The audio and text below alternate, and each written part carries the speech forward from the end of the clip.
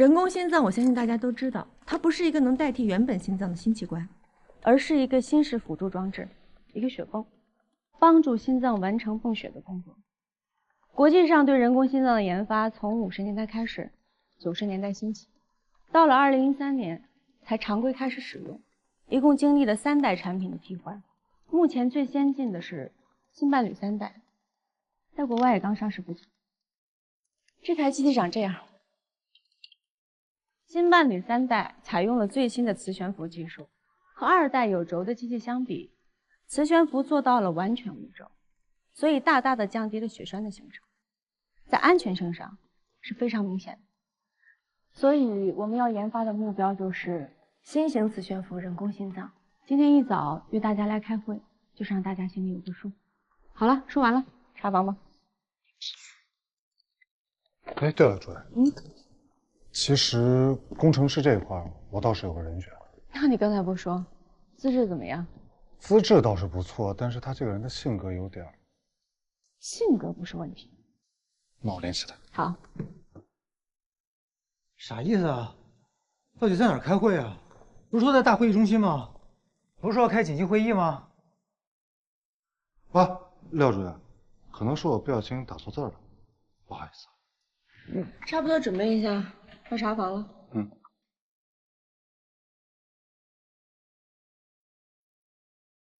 切！向东这小子要整我。哦，我知道，把你调重病组来，就是为了让大家经常能开心一下。你以为是因为你帅啊？是我不帅吗？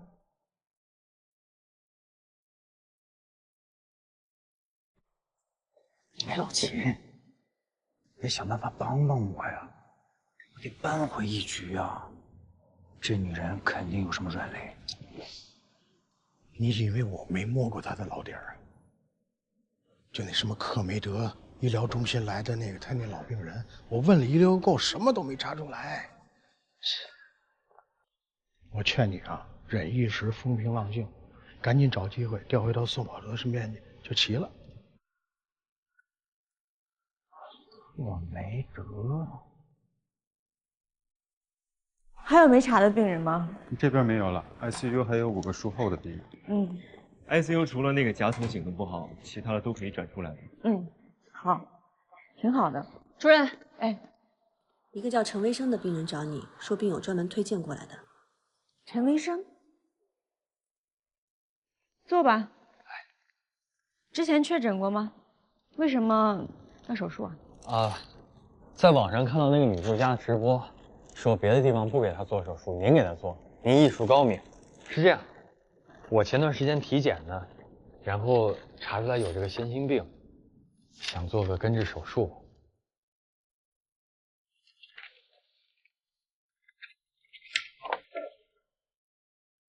你这是矫正型大动脉转位，心脏的形态和正常的也不太一样，但是基本功能可以保证。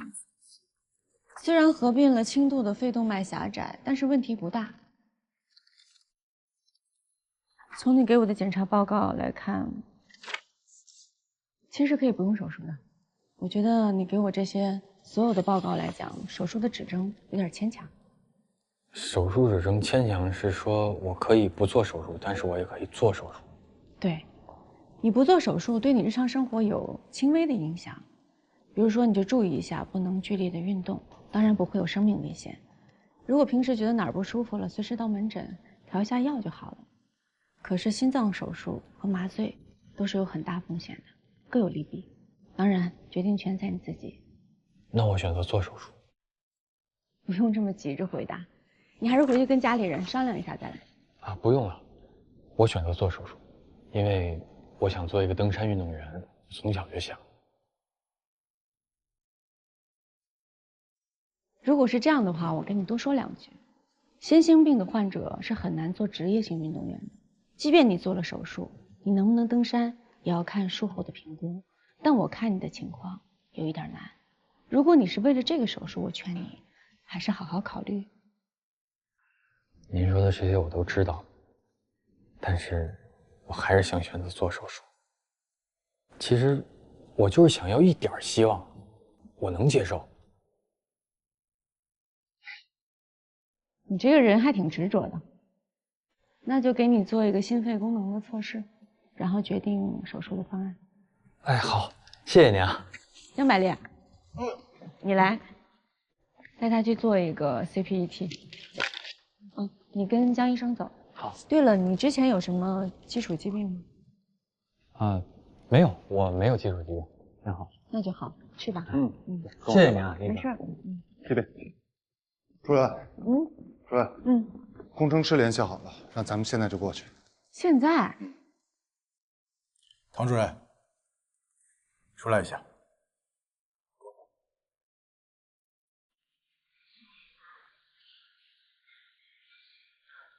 什么事儿？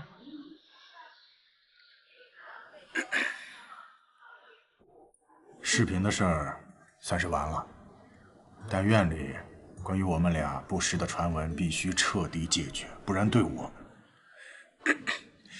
们的工作都有影响。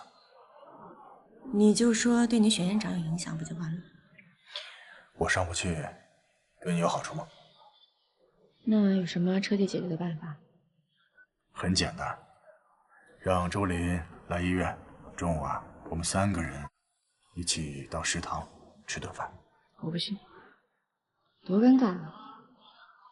他们说什么，我根本不在乎。哎呀，这时候表面功夫是最重要的，你去也得去，不去也得去，没得商量。那我还有事儿呢，研发人工心脏终于找到合适人选了，时间都约好了。真的？真的。现在？现在。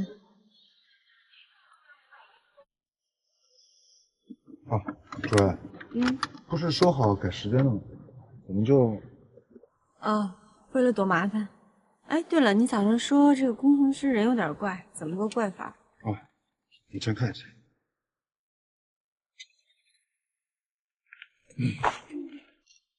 这个人呢叫王海明，是学机械工程。他之前一直在国外留学，加入了一家人工心脏研究所，一待就是10年。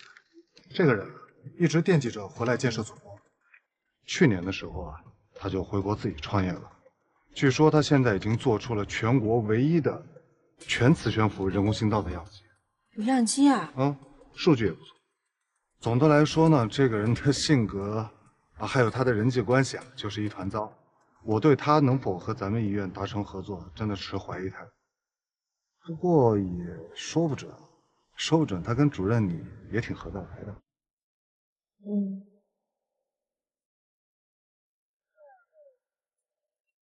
为什么人际关系一团糟会跟我合得来？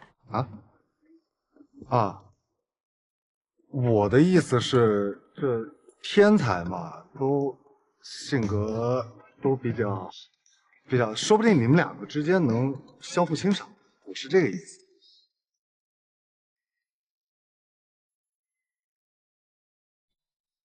王工，安和医院的找你。谢谢。谢谢。你好，我是安和心外的龙向东。这位是我们心脏中心的主任唐佳瑜，之前电话里跟你说过。我是唐佳瑜。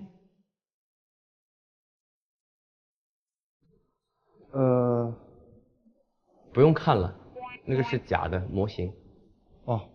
坐吧。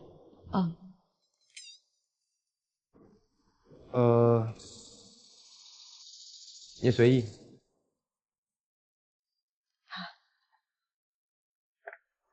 我们这次来是想跟你聊一聊人工心脏合作研发的事情。我先自我介绍一下。我已经了解过了，你是国内医学院毕业，后来拿到了国外执业医师的资质，然后在克梅德医疗中心接受了住院培训和专科培训，后来成为了那里年薪最高的主治医生之一。期间你一共做了258例人工心脏植入手术，这当中包括 HeartMate 2代和刚刚上市不久的3代。这个数字在同资质的医生当中算很高，但不是最高。我说的没错吧？说的完全正确。你是怎么知道的？网上查的，一查都有啊。而且呢，我现在还知道，你这次回来是因为接受了安和医院的一个职务，主要是因为你跟刘峰副院长有一段暧昧的关系。那个视频我看了。我们还是聊回人工心脏。对对对。啊，我先问你一个问题啊，你怎么看待全磁悬浮人工心脏的价值？本质的飞跃。怎么讲？第2代流行动力轴心泵人工心脏是2003年上市的，但是在上市之前，研究者就发现这一款人工心脏在允许安全性上是有缺陷的。当时就提出了全磁悬浮的概念，也就是说2代产品还没有上市，那它已经成为一个过渡产品，为研发全磁悬浮争取更多的时间。全世界的工程师和医生经过10几年的努力，第3代全磁悬浮人工心脏才在国外研发成功。王工，您也是在国外做了10年以上的研究，所以我想，对于这一点，您应该比我更清楚，它是本质的飞跃。我带你们去看一下我的样机。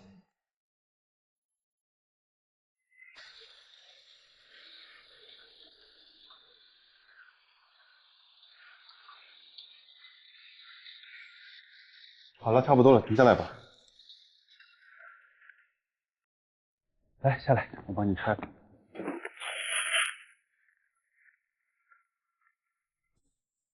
就目前看啊，你这心肺的情况还不错，应该暂时不用做手术。要是到了高原或者山上的话，去高原可能是不大可能了。如果不做手术呢，你最好就在城市里待着，而且千万不要做太剧烈的运动，啊，你先原地调整调整呼吸，放松一下，欢迎到里死。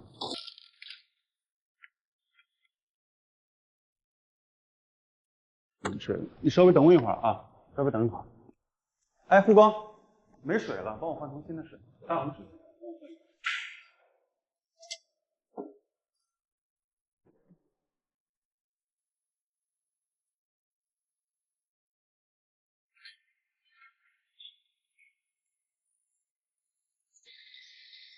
哎，陈会长，你手麻干嘛？哎，你别提了，你不能剧烈的运动。快下来！开门把门打开！你出点什么问题，谁负责呀？这护士长拿钥匙。陈维生，你听我说，你下来，你不能这么折腾自己，你的心脏受不了的。你下来行吗？护士长拿钥匙来了吗？对。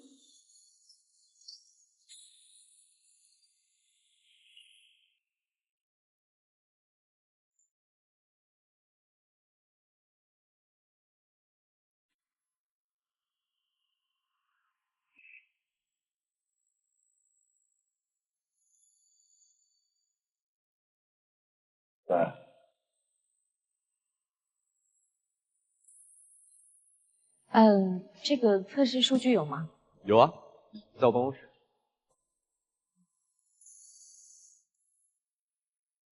这个数据非常好啊，在这个基础上，完全可以研发出不亚于国外全磁悬浮人工心脏。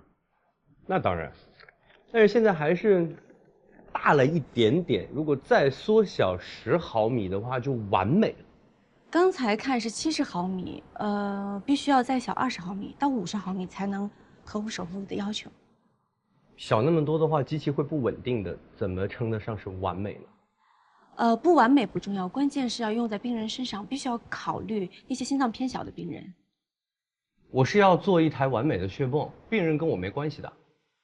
可是人工心脏就是要用在病人身上的，如果你不考虑病人的话，它跟普通的血泵有什么区别？主任，对。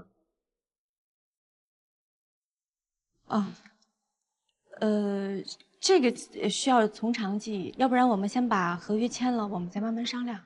我又没说要跟你们合作。啊？那你刚才给我们看样机干什么？看过样机的人多了，看过样机就算合作了？我只是带你们去欣赏一下我的杰作。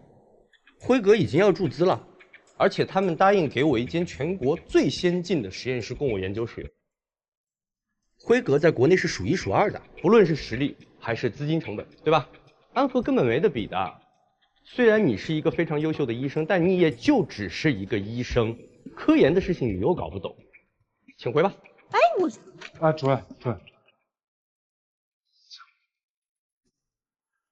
你把那个椅子给我放回去。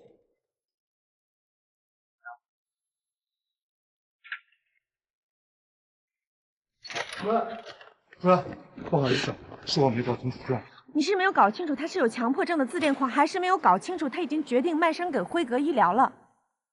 第二，主任，喂，知道了，马上回来。今天早上病人出事了，赶紧回医院。好。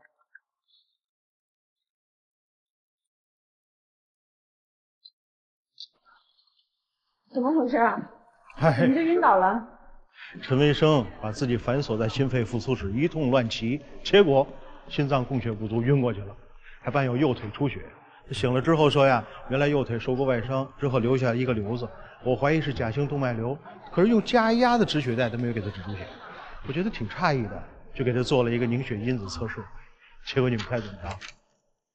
现在人在哪儿？主任。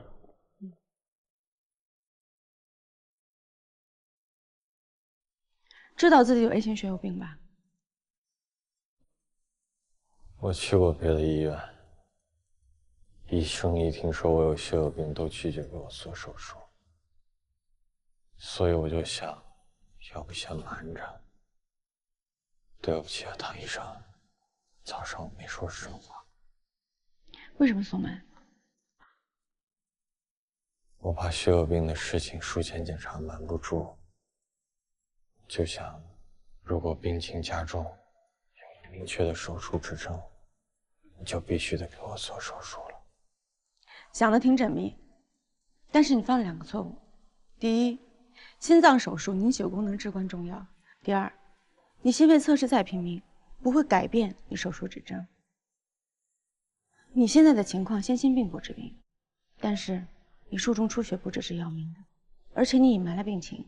其他医生我不知道，但是我肯定不会给你手术了。唐医生，你听我说，继续加压止血，请血液科来会诊，还有补充凝血因子，确保他这次摔伤没有造成颅内和内脏出血。等情况稳定了，让他出院。你的原因我不感兴趣，好好休息。啊，我刚才在手术，没有接到电话。哦，这样啊，那你再帮我找一找更合适的房源好吗？谢谢啊，谢谢。唐主任，哎，刚下手术。哦，你也是吗？吃饭了吗？还没有，食堂应该没有饭了。我有办法。崔成强爱吃红烧排骨饭，他神外的人啊，为了巴结他，常年点这个。哎，那我们把他饭吃了，他不会生气吧？你以为他没偷过我的盒饭？每次我饿得半死的时候，就看他给我留了张纸条，说谢谢你的饭，但是不好吃，下次请点排骨饭。天哪，太香了！哎，对了，我刚才听你打电话，是不是房子没找到啊？所以心情不好？哎，医院附近房子不好找，而且我进了手术室接不了电话，就算有合适的房源，还没等我看呢，人家租出去了。其实也不完全为了这个。那是为了什么？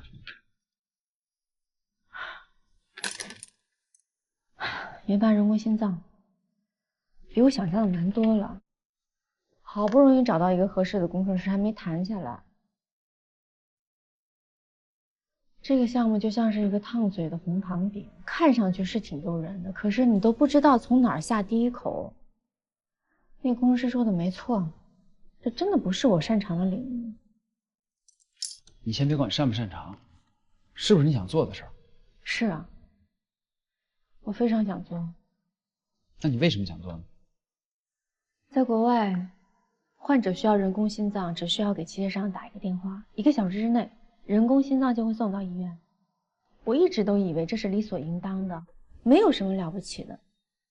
可是直到上一次，王雪纯没有等到光体，我才知道，对于国内的患者来讲，这1个小时的便利，他们没有。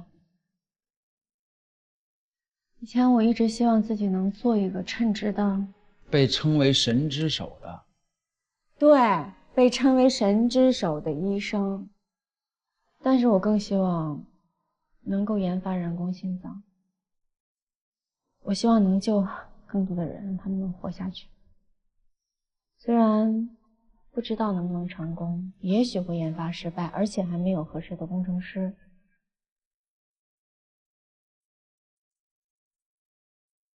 先只看眼前的吧。是吗？就是别想着整体，先关注眼前的，一步一步的做。等有一天你一抬头，就会发现自己已经做得很好了。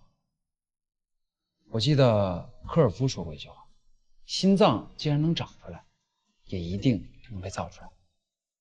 已经造出来了，国外已经有了，只是我们还没有。我们会有的，你要有这个信心。嗯，吃饭吧。哇，这个排骨好吃吗？我查过了，你今天没手术。现在到食堂来，马上来。不行，我今天真的很忙，而且你太太也不会愿意的。唐佳宇，我没求过你什么了，你赶紧过来。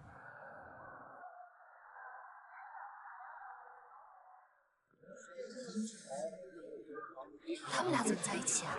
这视频就是他。正式介绍一下，唐佳瑜，我老朋友，一位非常出色的外科医生，现在是我的同事，也是我的下属。刘院长好。哎，周林，我爱人。我们之前见过了。汤主任，我向你道歉啊，之前是我太唐突了，你别介意。没关系，不是误会。可不是误会嘛，也不知道是谁瞎 P 的照片，我要查出来，我肯定告他。还有那个视频，幸好那天晚上我在家里，不然我有嘴都说不清楚。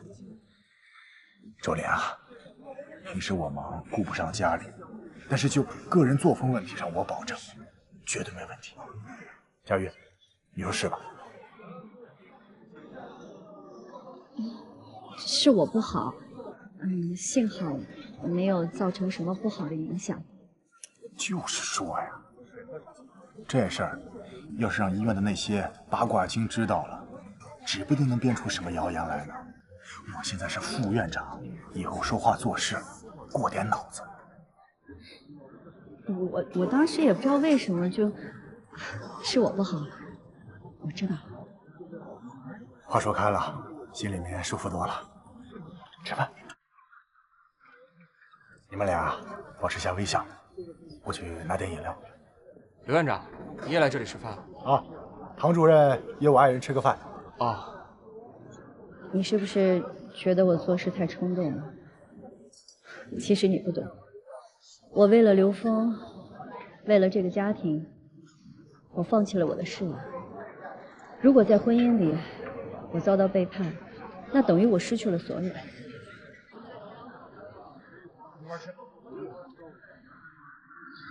不懂，你又没结婚，你怎么可能？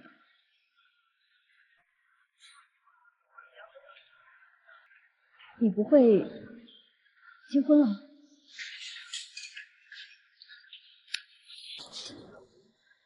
至少我明白，如果你真的是非常信任的对方，有一天如果他背叛你，你是无法信任的。所以今天其实我想跟你说，你之前担心的问题从来就没有发生过，而且未来也不可能发生。所以我希望你能够相信你的丈夫方，还有我，我可以给你发誓。不用不用，谢谢你。吃饭吧。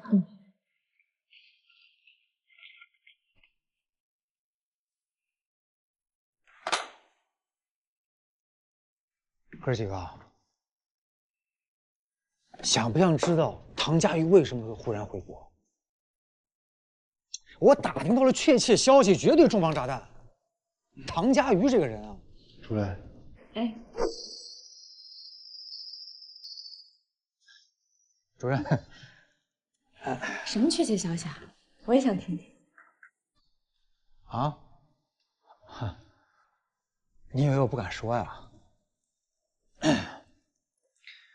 克梅德医疗中心答应让你做大外科主任，所以你拒绝了回国。后来没想到人家变卦了，大外科主任做不成了，你没办法，只能退而求其次，来到了安和。所以安和从头到尾都是你的备胎。我说的对吗？不是，这就是你的重磅炸弹，这不够炸呀！不是你笑什么？我说错了吗？你就是拿咱们科当备胎。我们安和怎么了？丢你人了？我们安和不是你的地方。主任，那个陈卫生拒绝签字，他说既然不做心脏手术了，那甲型动脉瘤的修补书他也不想做了。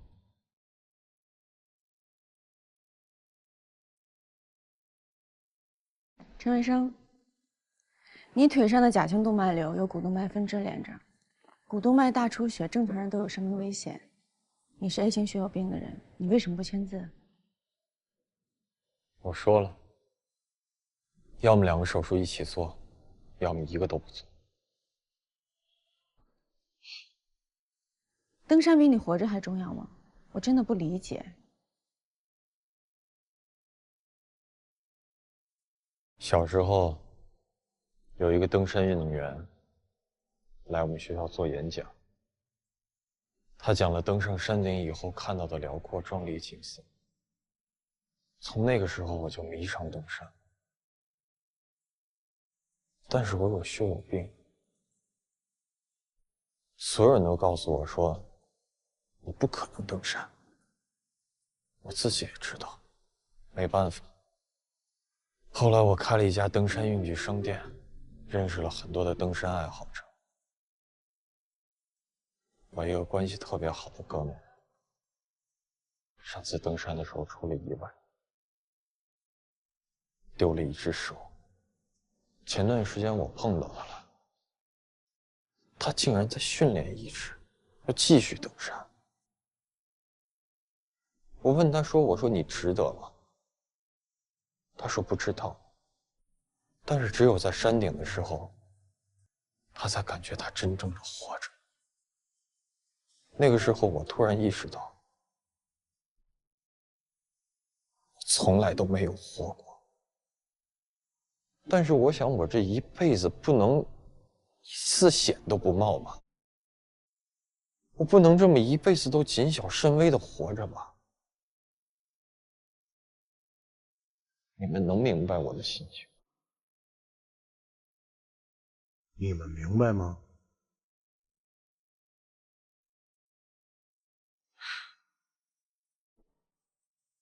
作为你的医生，我必须要跟你说清楚，这个手术不是一定要做，你完全可以跟先天病共存，而且就算是手术成功了，能够登上一座山的山顶的机会也是微乎其微。即便是这样，你仍然要坚持做这个手术吗？我做。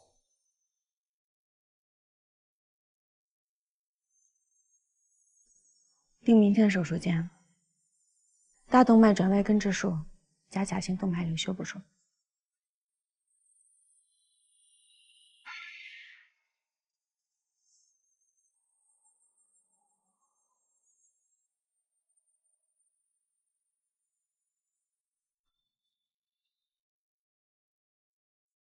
你怎么又来了？不是已经拒绝跟你们合作了吗？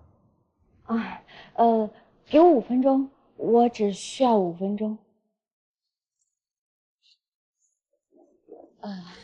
说吧，你有什么事儿？我来是想问一下你，跟辉格的合约，你打算什么时候签？明天。其实人工心脏研发，只要有医生跟工程师的合作，那才能够通过动物实验跟人体实验，最终通过药监局的审核，才能上市。换句话说，您现在需要的根本不是资本的入资，而是跟一个有植入经验的医生合作，也就是我。你不用说服我啊，我不会放弃跟辉哥合作这么好的机会的。我这么做其实是在为您着想。你看，所有的资本入资，他们的目的都是为了盈利啊，为了利润。可是您现在的这个样机研发还没有成功，这么早就得到入资的话，一定不会像从前那样专心致志研发，对吧？还有一点，最重要的就是医院的人员构成比大企业要简单得多，我保证不会给你科研以外的其他的阻力。在企业研发的掣肘之处，相信你在国外肯定也体验过。所以，您真的有信心能够在辉格工作到人工心脏研发上市吗？如果当中真的出现什么问题，您跟这么大的公司对抗，真的有信心能保证最终人工心脏的知识产权还能完整的属于您？如果你跟我合作，我会给您100%的研发权，知识产权这绝对不模糊，全归您所有。你能得到什么？其实我只是希望所有的患者能够早一点使用到人工心脏，我唯一的目的。我想想啊，但是我不保证我一定会答应你啊。只要给我一点点希望就够了。那我不打扰了。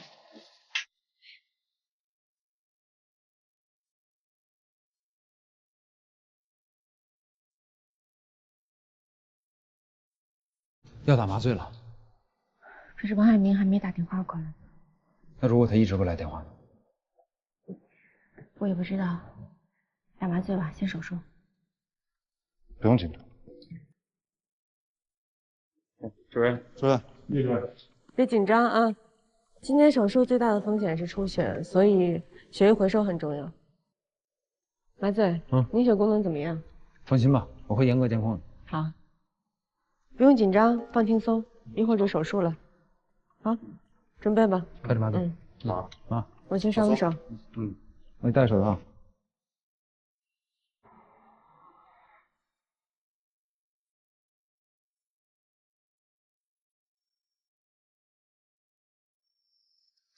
还在渗血。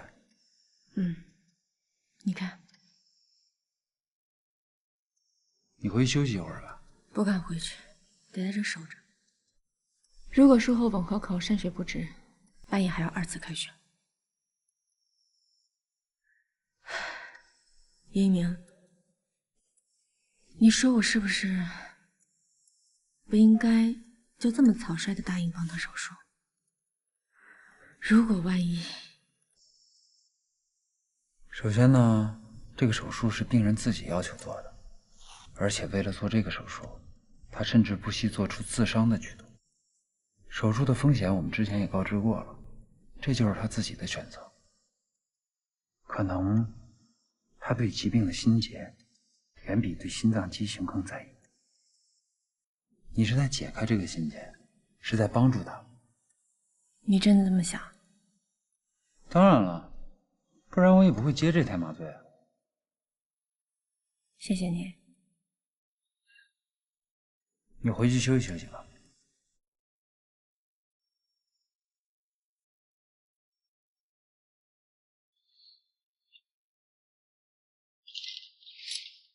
叶医生，还回来呀？啊，我一直听着你家门响呢。李爸，你找我有事儿？哎，是这样啊，我和我老伴呢要去上海照顾女儿，她刚生了孩子，我们想呢等着小孙子上了幼儿园再回来。可是这阳台这花啊，你看能不能搬到你那儿去？哎，不麻烦，浇水就行。没问题。哎，那我去搬啊。哎，等等，李爸，怎么了？你要是去上海的话，那你这房子租吗？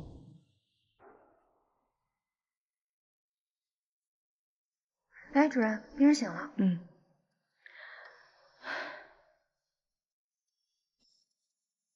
陈卫生，今天已经是手术的第3天了。中间你的情况不是很好，好在现在已经度过了。你的情况已经慢慢好转，过不了2天就可以转出 ICU。我不知道今后你能不能登山，但我想告诉你的是，你挺过了这一场手术，比你任何一次登顶都有意义。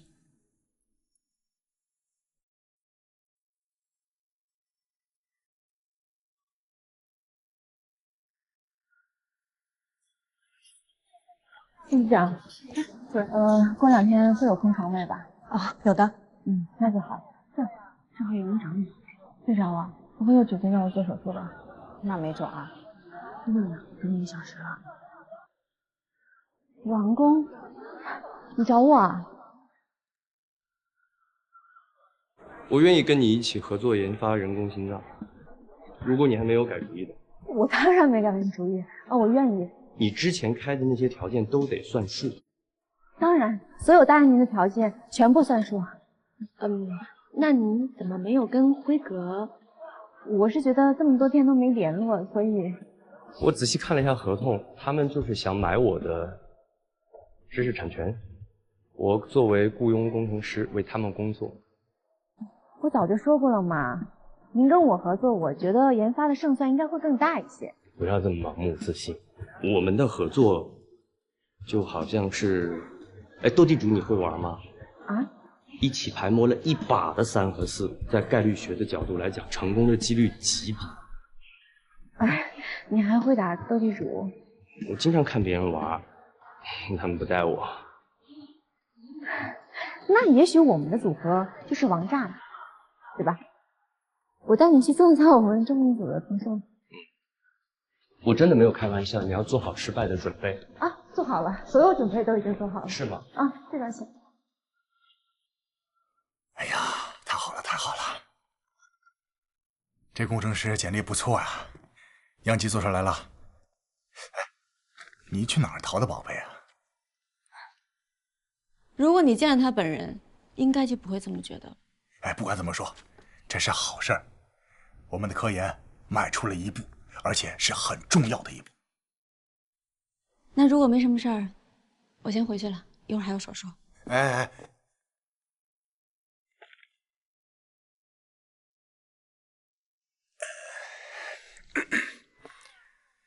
那个什么，那天你在食堂，谢谢你非常配合。不过，我还是希望我们可以做老朋友。老朋友这个称呼不错。那当然了，我是管医疗的副院长，有我这个老朋友啊，可以给你挡很多麻烦事。那我谢谢你了，副院长。不过你今后不用再用对付叶一鸣的那一招，让别人再来帮我了，挺尴尬的。哪招啊？他爸生病欠了人情，所以你让他来帮我。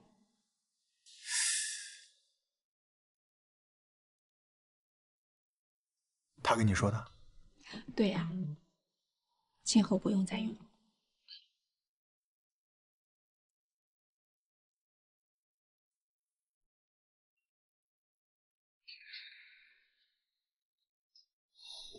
刘峰，什么事儿啊？我一会儿还有手术呢。要你帮唐佳瑜，是我提出来的，所以我有义务提醒你一下，别走太近。误会了，我和唐主任只是朋友。那他怎么知道老叶主任的事儿？就是有一次聊天聊到这儿就说起来了。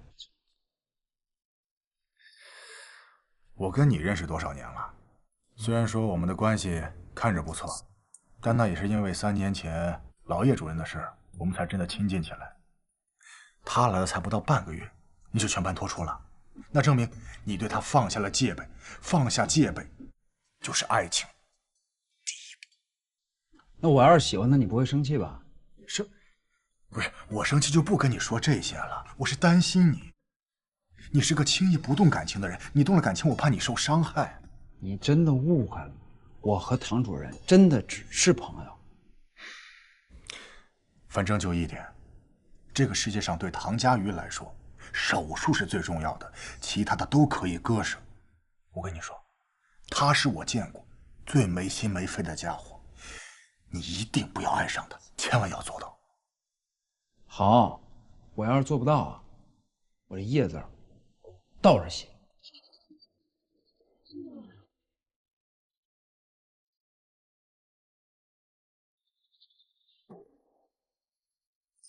哟，麻醉比外科来的还晚啊！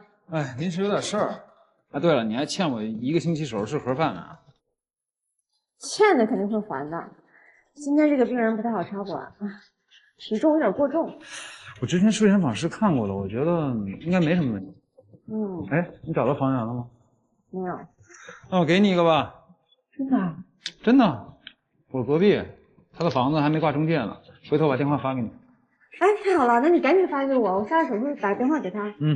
哎，这次真的做邻居了。算是吧。我插管去了。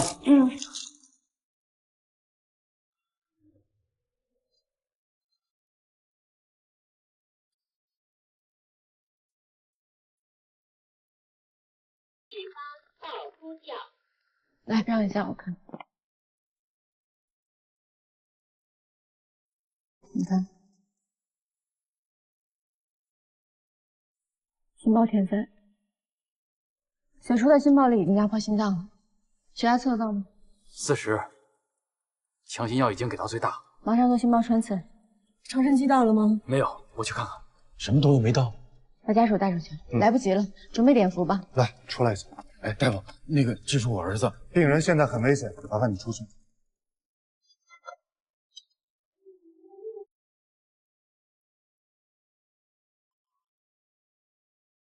3次钟。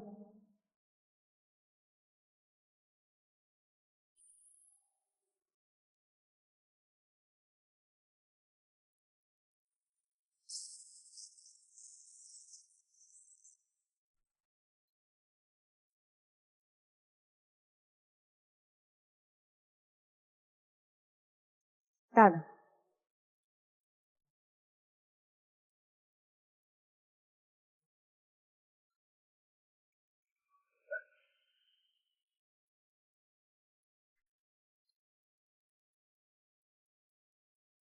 血压回升，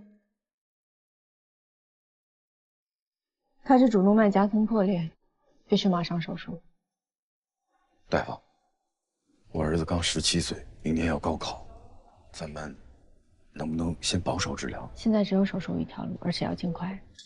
可是他小小的年纪就要动刀，真的没有别的办法了吗？这跟年纪大小没有关系，跟病情的轻重有关。夹层破裂必须要手术，而且要尽快。还有就是手术风险非常高，你要做好心理准备。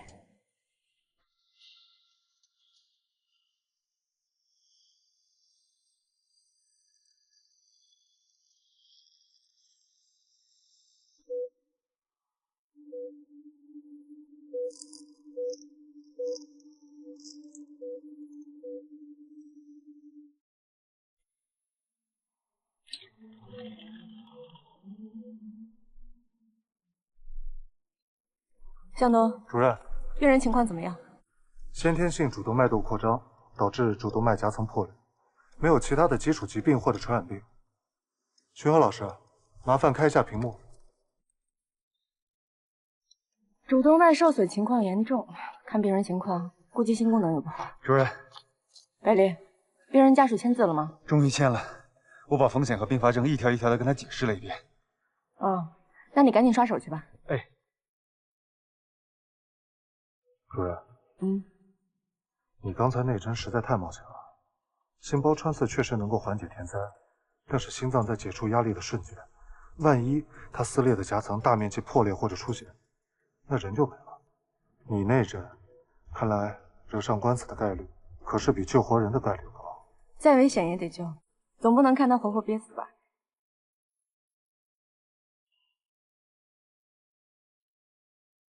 可以了吗？可以。准备开始手术。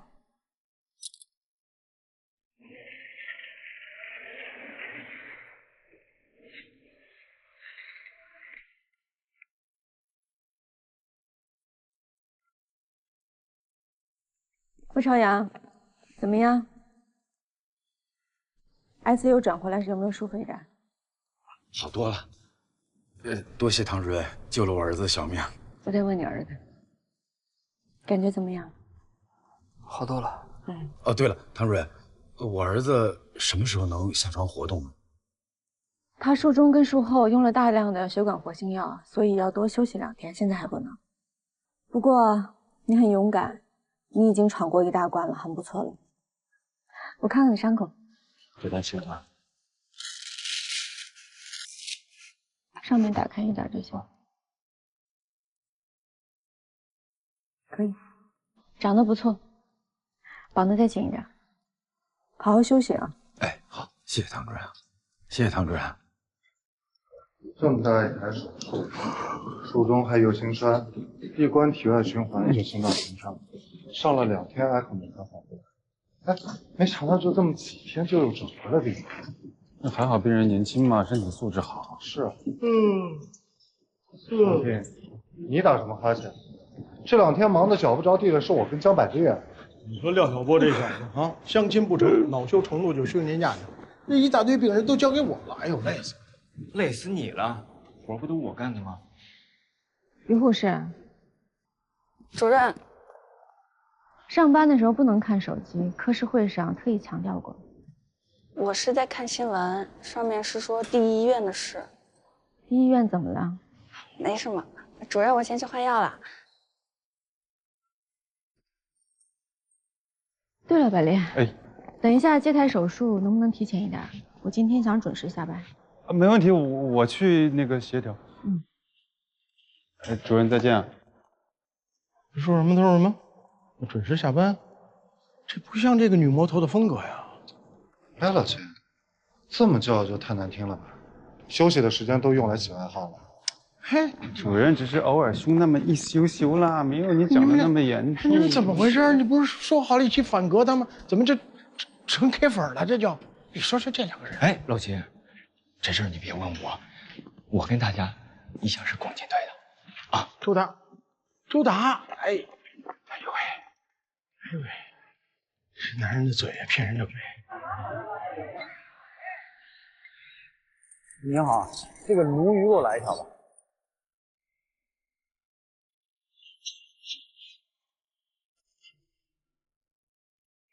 哎，等一下，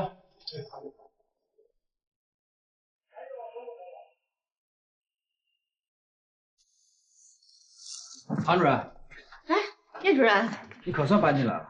我今天刚好没有手术，然后就把家里收拾一下。啊，对了，叶主任，谢谢你帮我找这个房子，我应该今天请你吃饭。我们给你买了菜了，还买鱼了。你家真干净。还行吧，我平时呢喜欢打扫卫生，放松一下嘛。哎，对了，你快进来坐吧，菜马上就好了。叶娘，我发现你这个人怎么没有缺点啊？谁说的？那是你没看出来。哎，你尝尝那鱼，看合不合你口味。那我尝了啊。哎，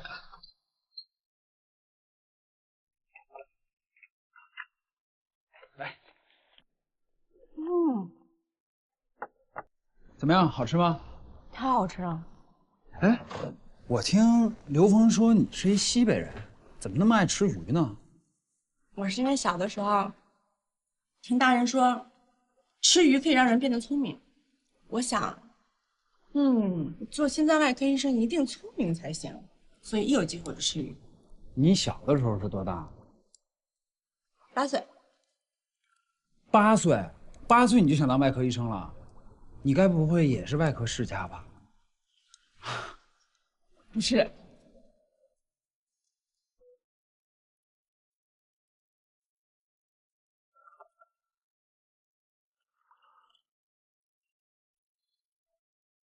爸给你擦一擦，能舒服点。谢谢爸。跟爸还客气啥？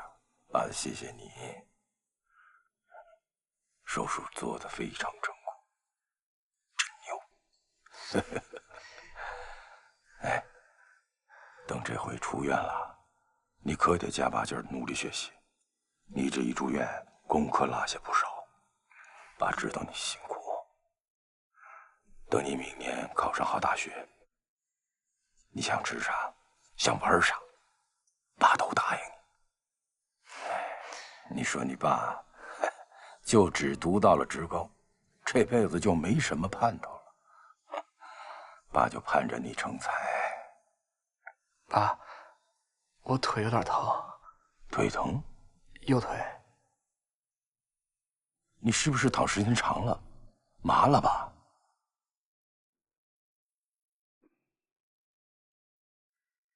你这在哪？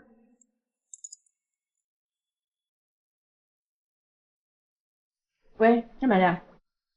好好，我马上回来。好。今天一个病人出事了，我得马上回医院。要出差。要不然热热。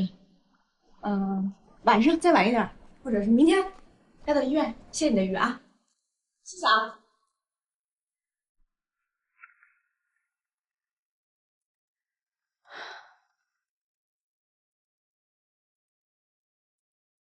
什么时候发现的？吃晚饭的时候，后来就越来越疼。唐主任，这是怎么回事啊？这腿上长的这一大片一大片。不是长的，这是手术后的并发症的一种。魏超元入院的时候心功能很差，所以术中术后注射了大量的血管活性药。可是这种药会导致周围的血管收缩，这样的话下肢流血不畅。先用药试一下吧，看看效果。那不会有事吧？现在还不好说。陈百烈，泵入肝素、罂粟碱，注意下肢保暖，要增加血流，时刻关注他的病情变化。行，那主任我现在去。爸，啊，没事没事，别着急，这不大夫都在给你治呢吗？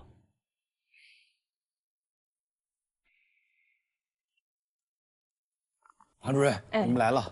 朝阳说他腿还疼。主任一直在用药，但是效果不太明显。加大药的剂量，2倍试一下，马上请骨科过来会诊。好。用了药之后效果并不好，我们需要紧急开个会讨论一下，有情况会马上通知你。好，好。爸，没事没事，坚强点啊。这个情况很不乐观，肌肉都已经坏死。我昨天守了一晚，进展很快，似乎很难逆转。血管活性药用多了就是这样，但如果当时不用的话，病人也就没命了。这是个两难的问题，无解。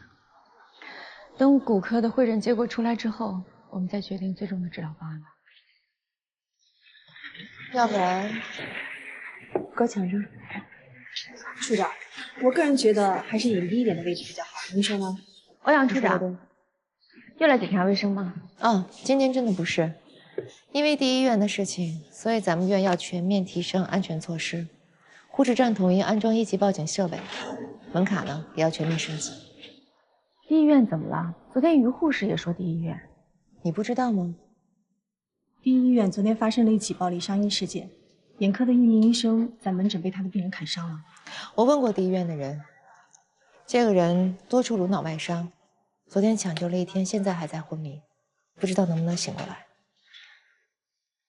你们认识这个医生吗？不认识，但大家不是同行吗？我们这些老员工还好，这件事啊，对于一些新来的医生和护士来说，还是打击挺大的。从昨天到今天，大家情绪都不是很好。我们还决定送花过去，表示慰问一下。那就以新万中心的名义送吧，科室报销。好的，主任。汤主任，心脏外科也是医患纠纷的高发科室，你要多注意啊。以我的经验，这种事情可能会有连锁效应。知道了。根据刚才会诊结果，应该是要截肢了。还有没有其他的办法啊？病人年纪太年轻了。他是肌肉坏死，是大量使用血管活性药物所致。听江百烈说，病人术后还上过 ECMO。当时没有办法下新飞机，所以上了埃克莫。现在这种情况也是上埃克莫导致的。这种情况每年在心外都会发生几个，都是由我们骨科给做的截肢。对于他的腿，我建议截肢，越快越好。不能截肢。你先别激动，你坐下，我慢慢跟你说。我能不激动吗？你说的这些我都听不懂，我只知道朝阳来你们这儿是来做心脏手术的，现在手术已经做完了，为什么突然要截肢？心脏和腿离得那么远，这不可能啊！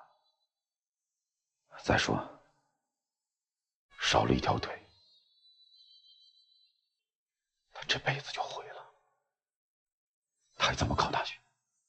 以后还怎么去找工作？我能理解您的心情，但现在实际情况是，他右腿已经坏死了。坏死的部分会释放毒素的，到时候进了血液，这样的毒素对心脏有非常大的影响，会让现在正在康复中的心脏更加弱。那个时候我们又要使用强心药，强心药会导致心的坏死，这是一个恶性循环，所以我们一致认为越早截肢，损失会越小。不行，绝对不能截肢！你是医生，你要想办法。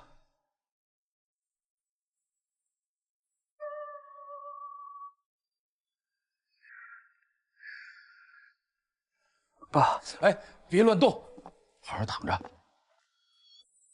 我的腿，你的腿没事儿，大夫说能治好，你别着急。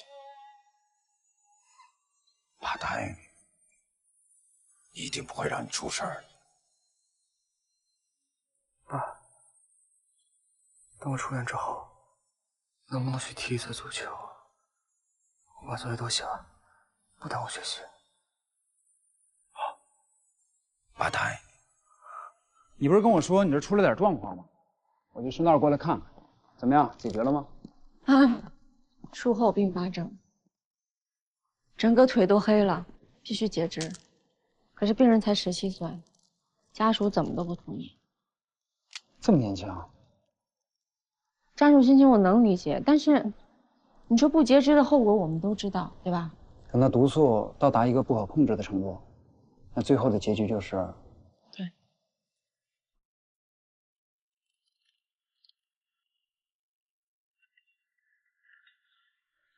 喂，杨蕊。啊？那你在哪呢？你怎么来了？不用上班了？你不是在微信里说心情不好吗？我来看看你。这么贴心。说吧，今晚想吃什么？我订餐厅。今天晚上？明天我出差，说好今晚一起吃饭，提前给你庆祝生日的。今晚肯定不行了，因为第一医院的事儿，医院升级安保，所有门卡都得重新录入，这些都得经我手。要不这样好吧，等你出差回来再一起吃饭。总放我鸽子，就为这破工作。你这话什么意思啊？什么叫破工作呀？口误，口误，是白衣天使。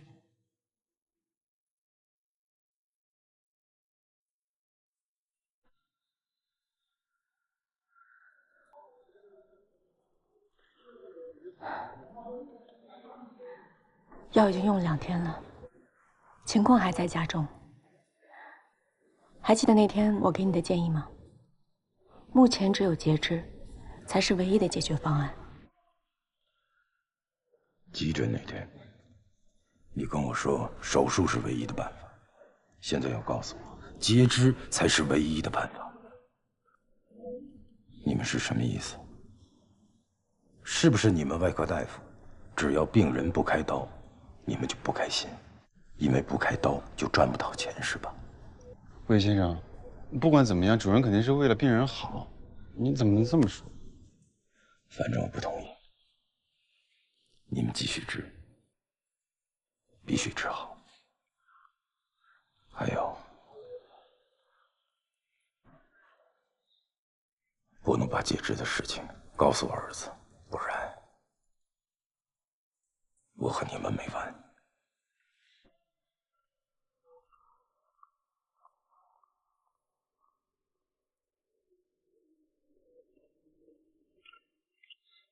做得对，这些大夫就这样，只顾自个儿方便，哪有来做心脏手术给孩子把腿切了的？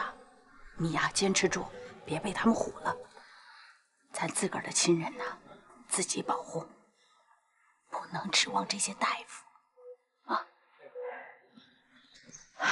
白莲，密切关注魏朝阳的生命体征，继续对症治疗。知道了，主任。可是他现在这样的情况，可是家属不同意，我们现在能做的只有这些。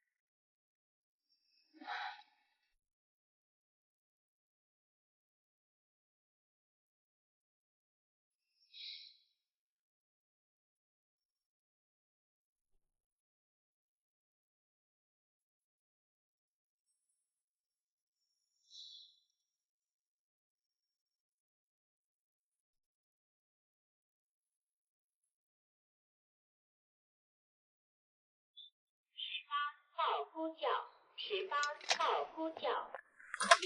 龙大夫，龙大夫，魏朝阳情况不太好。朝阳，你别着急，大夫马上来。大夫，我儿子说他喘不上气来，面罩。魏朝阳，坚持住。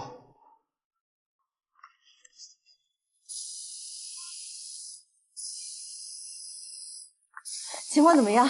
主任，呼吸不行了。气管插管上呼吸机。止麻醉，肌松药。来，快，拔。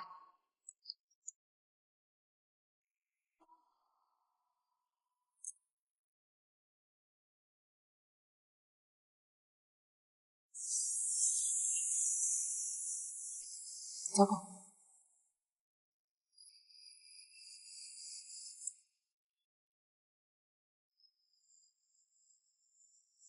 可以了。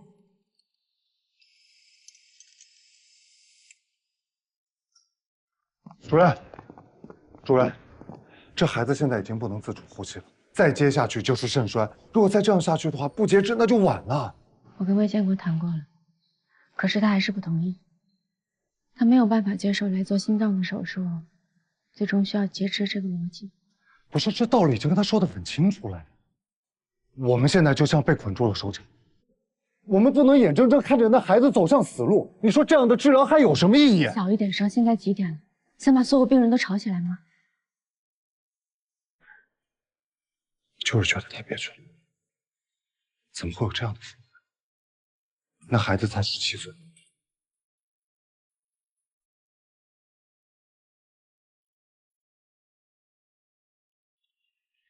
副院长，有人找你。谁啊？吴明丽女士，这是杨瑞先生送你的生日礼物，麻烦您签收一下。哎，好。谢谢啊，辛苦你了。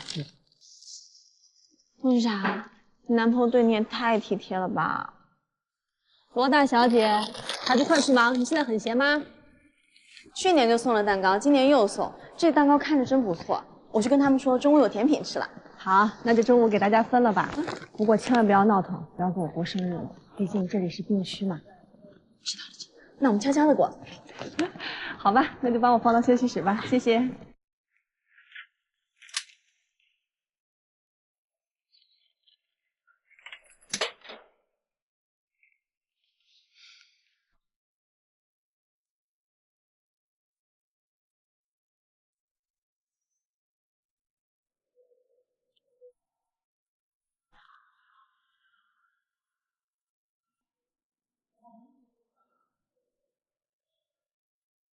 怎么了，朝阳？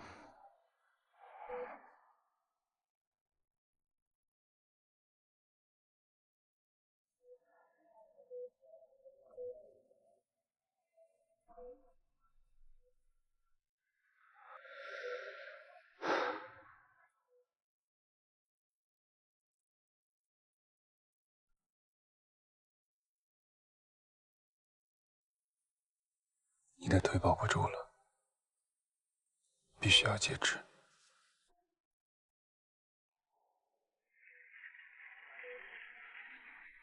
对不起啊，实在是没有办法了。你要再多拖一天，很可能连命都保不住了。你现在也是个大小伙子了，对吗？我觉得你有权利知道自己的病情。人生的路还长，活下去才是最重要的，对不对？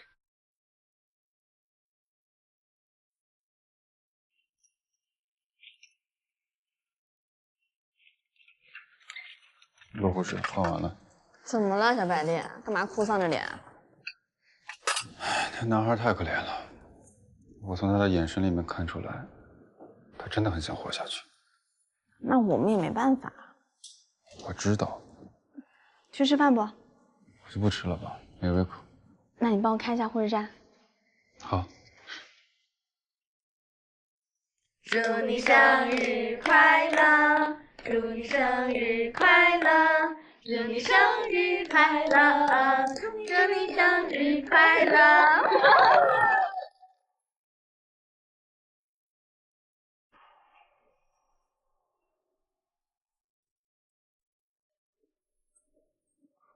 江大夫。啊，魏先生，谁让你告诉我儿子截肢的事呢？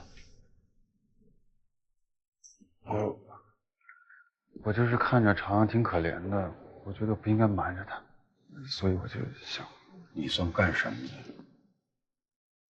瞒不瞒他，轮不到你做主吧？是，魏先生，你先别激动，先消消气儿。这样吧，我去把我们主任给你叫。叫主任来有什么用啊？啊！我告诉你，我憋了一肚子火了。就是你们把他害成这样，还敢劝他截肢，你们是故意的吧？啊，是。说是不是故意的？快点吧！喂，这里是医院，有事说事。他阻挠我儿子截肢，他是想害死他。他是为了救你儿子的命，不截肢才是害了他。你胡说！魏先生，这个点，我告诉你，要不是你们用那什么药用多了，我儿子会到今天这一步。我告诉你啊，如果我儿子要是有个三长两短，我让你们这些医生全都给他偿命！你这什么家人啊！出去！龙哥，出去！上哪儿用来呀？出去！魏先生，魏先生，魏先生，出去！咱说他。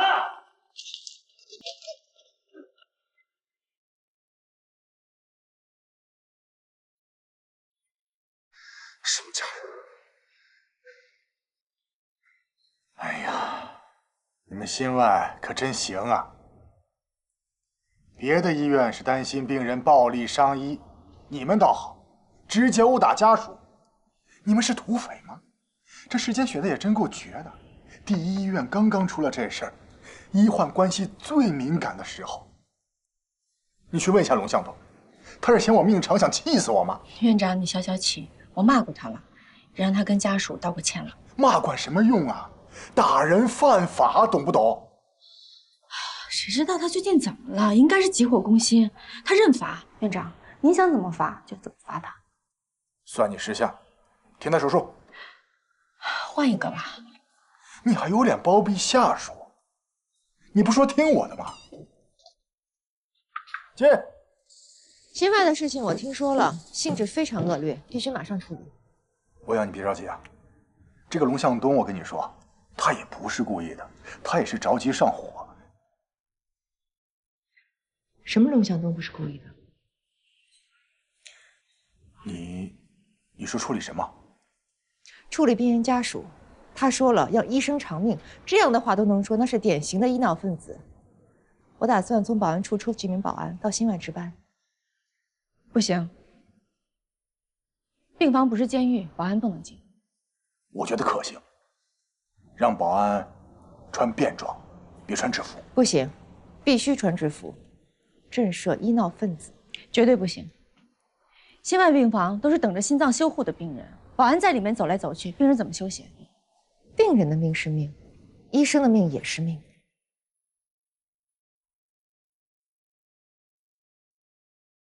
刘峰，你说，刘副院长，给个决断。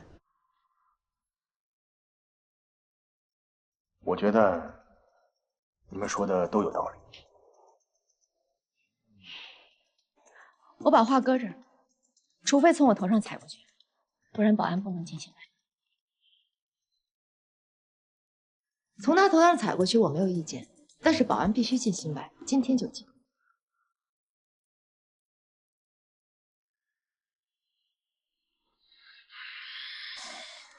这俩女的，这跟谁发号施令呢？我才是副院长。哎，叶一鸣，那什么，你再帮我一次呗。龙医生，不是我说你，再怎么着急不应该动手啊。一想到魏建国说的那些话，还有第一医院的事儿，我就没控制住。那你就没有想过后果吗？现在想到没？我们控制不了别人，但是我们可以控制自己呀。以暴制暴是解决不了问题的。你赶紧把手冰敷一下吧，不然明天怎么做手术？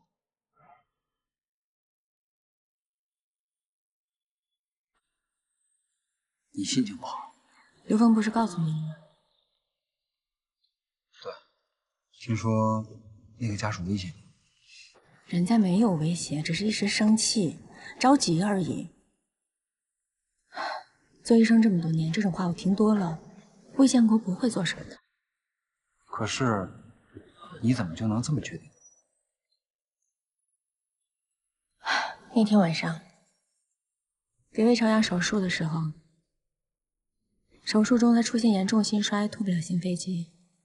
我出来跟家属商量，病人现在的情况是很难脱心飞机。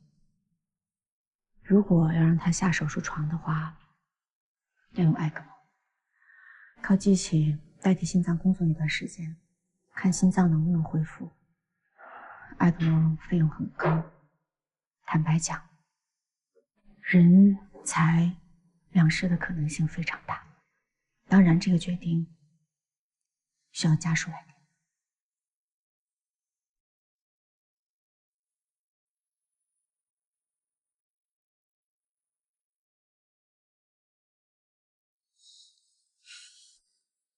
张主任，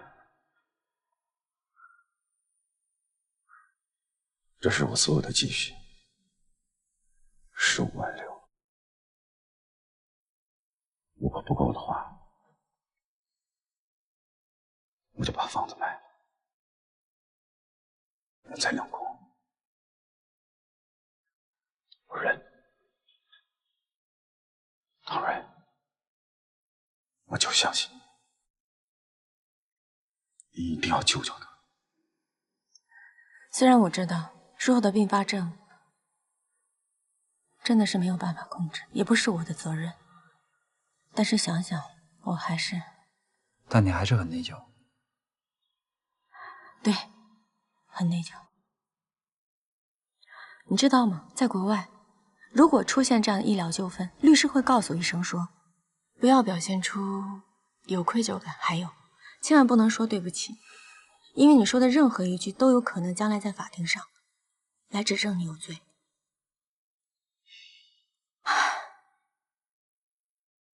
可是真的，如果像欧阳振宇说的那样，让保安进病区，那我们成什么了？就像有的人说，其实外科医生跟屠夫只有一线之差。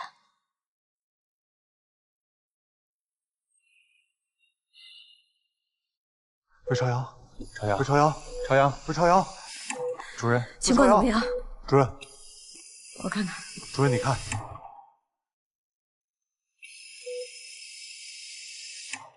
两条腿都已经。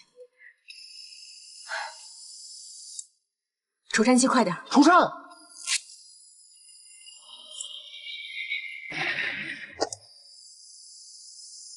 292，给电，给电，给了。再一次292， 292，充电，给电，再一次292， 292，充电，给电，可以了。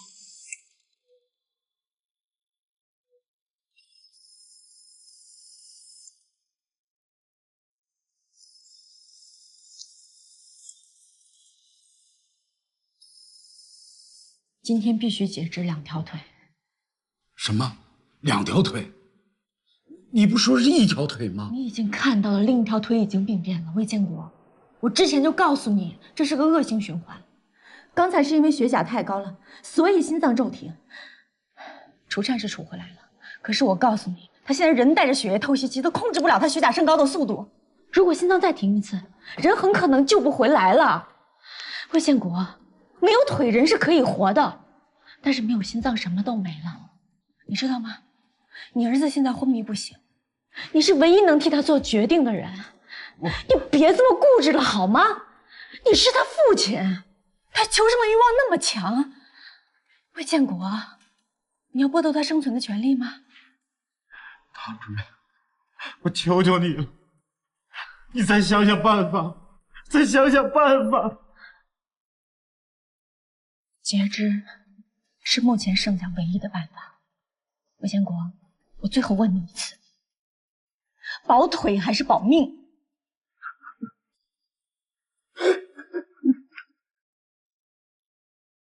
保腿还是保命？保命。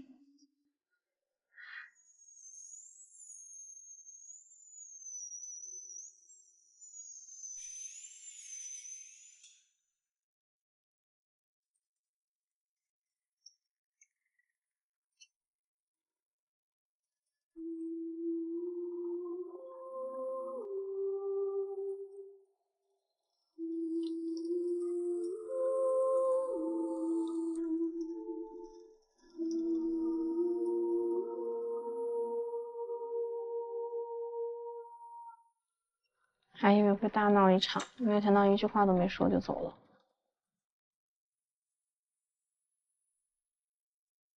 唐主任，刚下手术啊。啊。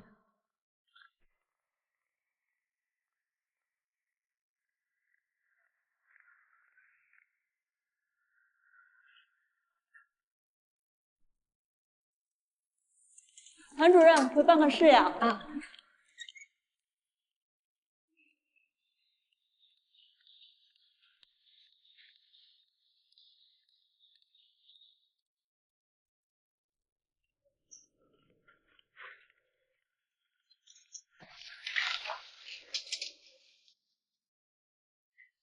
龙向东，楼下通道的门怎么锁了？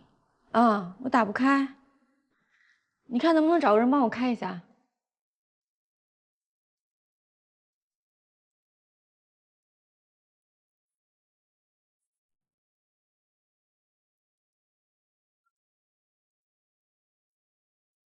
唐主任，你怎么来了？朝阳来到这儿是做心脏手术的。 心脏治好了，可是他却少了2条腿。这是术后并发症，没有办法避免。你不要激动。我儿子现在已经2条腿都没，成了残疾人。你说，他今后还怎么生活？ 一辈子都毁了，而毁掉他一辈子的人，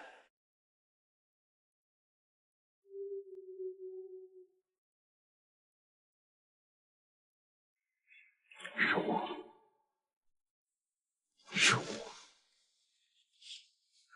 是我害了我儿子。我为什么这么固执？为什么？ 唐主任，我是来感谢你。谢谢你救了我儿子的命。李兰兰，追！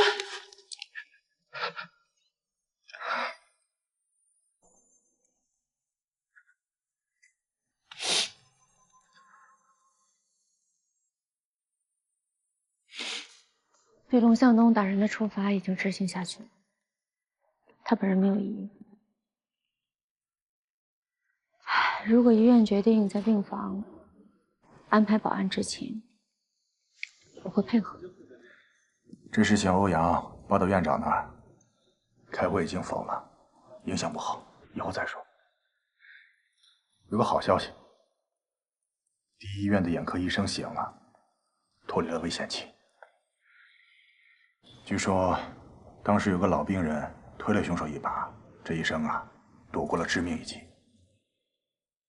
有人问老病人，就不怕凶手反手给他一刀吗？你知道老病人怎么说的？怎么说？这老病人说，他的病是这医生治好的，当时就没想这么多。不过后来想想，也挺后怕的。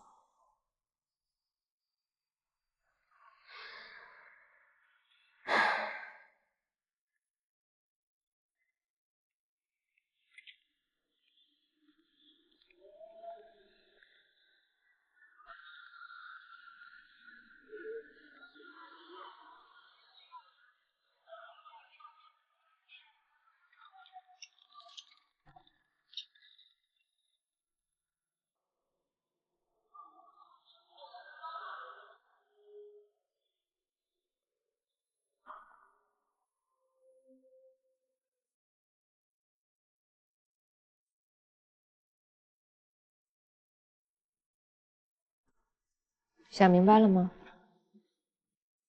什么想明白了吗？病人和医生之间的关系，是该亲近还是该防备？都不是，他们是需要我们帮助的人。